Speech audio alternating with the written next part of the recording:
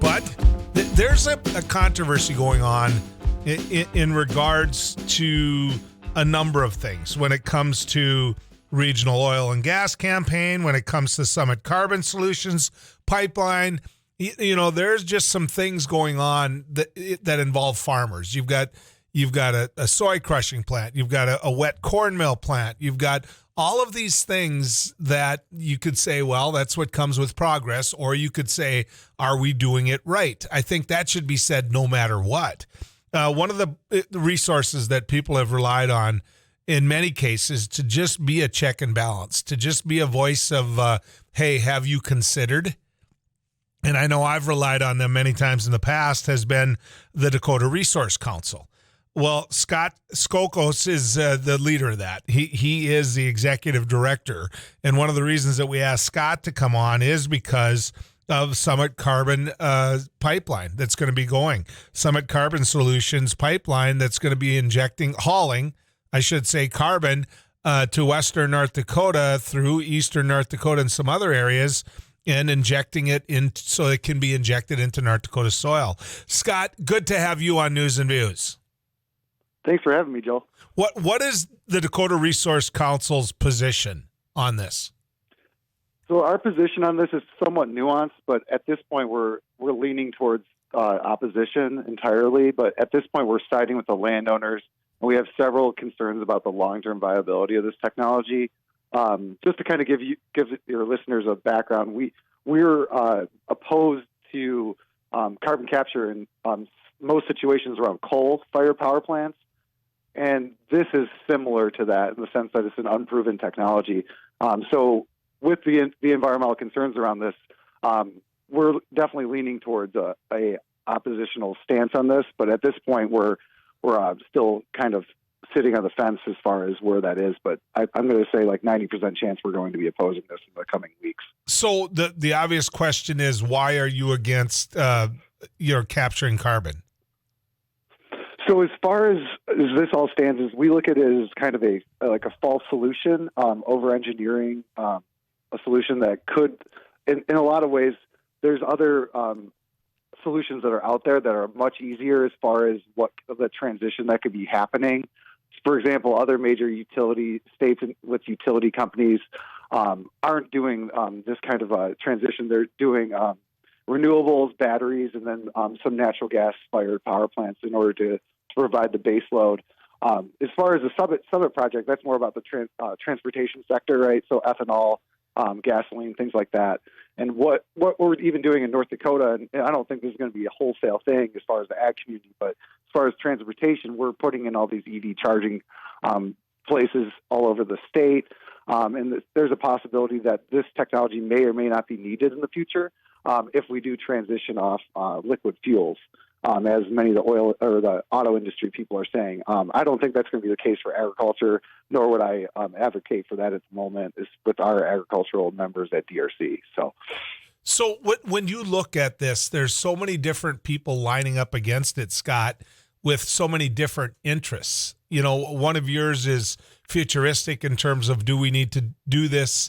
Do we have the science behind doing it? Those type of things. The farmers that I talked to, Scott, you said, you're sticking up for the farmers, or looking at 90% there. The farmers I talked to are just mad. I mean, they're mad. Yeah. They think this is being rammed down their throat. They think the state of North Dakota is against them. They're looking how to take on Summit. I mean, they're mad, Scott. And I don't know what the Dakota Resource Council, if you're hearing that same thing or not. Yes, I mean, that's what we had a meeting in Oaks about 2.5, 3 weeks ago with about 60 plus landowners. And actually prior to the meeting, someone thought that I was somebody from Summit, and they started doing the pressing me in the chest kind of thing, that you're coming to my town to put the pipeline in. And I had to say, no, we're here to kind of educate you guys and bring you some resources so that if you do want to oppose this, you have the ability. So that I've been hearing the same thing, Joel, is there's people who are scared about their land, whether or not they would be liable for any damages that happen with this pipeline if they accidentally ruptured it with their farm equipment. And the other sentiment is, because this has been boosted by our governor and the Burgum administration, I'll just be honest, they are very concerned that they're just being railroaded here, and that they're not going to have any options to stop this thing without lawyering up. That's why we're bringing them a lawyer at this point. That's what I got, Scott. That's exactly what I got. I got farmers who looked at us and said, look, we're going to have to throw in, and there's actually some people organizing to have them throw some money in the hat so they can collectively hire a lawyer to take on Summit. And I said, why are you taking on Summit? I don't get why you're doing that when, in fact, the folks that you should be taking on or challenging are the ones that you pay, meaning the governor and the Department of Commerce and others that have been working behind the scenes and doing all of this without talking to the farmers. And so I don't, Scott, there's no way if I was a farmer or rancher and I was against this crossing my land or against how they're treating me versus how they treated farmers in Iowa, for example, there is no way that I would sit there and put money into a lawsuit against them when, in fact, I would expect my state to do that for me. And I don't know if you see a huge conflict of interest here as this goes forward, but it's one of the questions I have for you, Scott. Yeah, I mean, as far as our government's role in this is they are tacitly supporting, for example, a lot of the research that was done for the injection zone, which is in North Dakota coal country, was done by the EERC at University of North Dakota. I'm not trying to say that EERC is a bad institution. They're going after contracts, and that's what they do, right, Joel? I mean, they're literally out there to do some research. But a lot of the research that was done around our injection zone was done at EERC. Mm-hmm. And a lot of the research done around carbon capture has been done at ERC for the coal plants as well. And a lot of that money has been funneled from our congressional delegation, so our senators and our representatives from the Department of Energy. And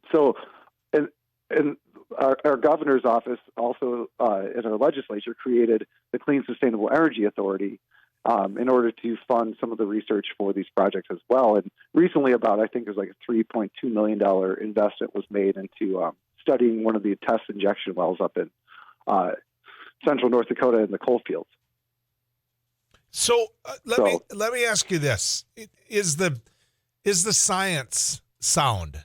Because it at some point you get the sense that we're taking a product no others want, and we're injecting it into our ground, and it's going to be at a place where we have that with us for a long time unless we find a very good use for it.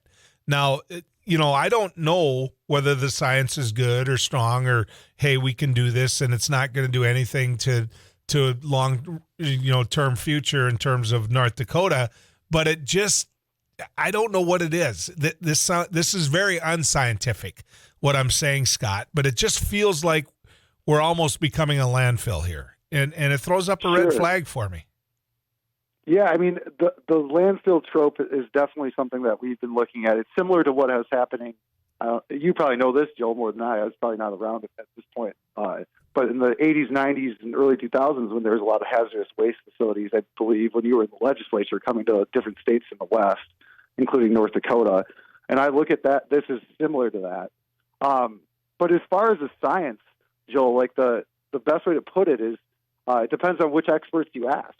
If you ask EERC, they'll say this is a flawless technology that will happen, that will not have a lot of problems, and we've got this covered. And that's what the governor's hearing, and he believes it.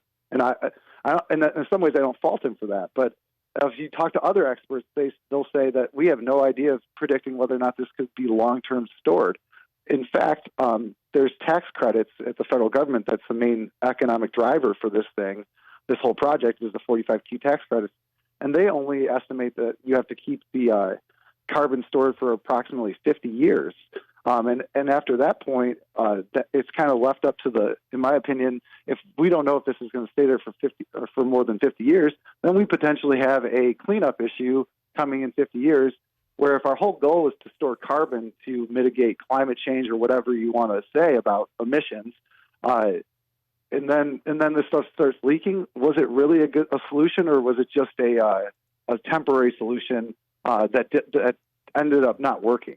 Yeah. And then we're left to clean it up, like you just said, like the waste up analogy. So, Scott, I'm sure we're going to have more of these conversations. I really appreciate it. What you do isn't glamorous. It's a lot of times you're out there on the front line telling people what they may not want to hear. And so the Dakota Resource Council has been, to me, a fabulous organization for a long time. I haven't always agreed, and you haven't always agreed with me. I just know how badly you're needed. So thank you, Scott. Thanks for coming on.